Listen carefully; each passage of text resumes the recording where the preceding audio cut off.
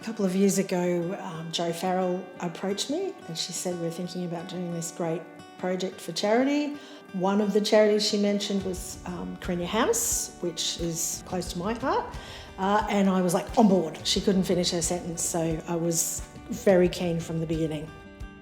If you can't see it, you can't be it.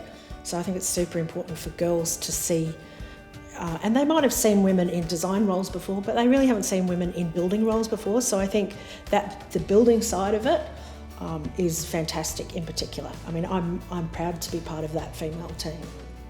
I was involved in the interior design of this house. Cassandra brought me on fairly early, once most of the initial planning was done, and I sort of spec'd most of the internal materials as well as to help with some of the layout.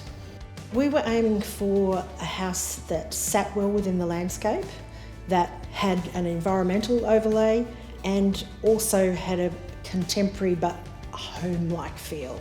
During the early design phase, I sort of put a few options out there to Jo and empowered to sort of get conversations flowing.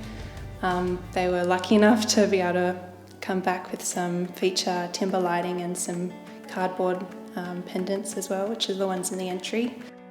Gin and Dairy itself has encouraged intergenerational living in the way that it sets up its guidelines, and that really made us think about what's an ideal way for different family types to live together, and on a site like this where there's a little bit of a slope, we use the slope of the land to make a slight division between one part of the family and the other, but there's still a lot of flow between those spaces.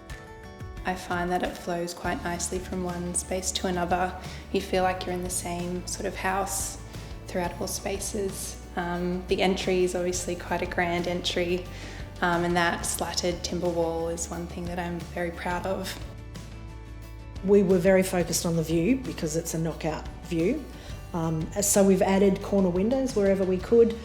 We really thought about, what's a way that you can get as much light in as possible.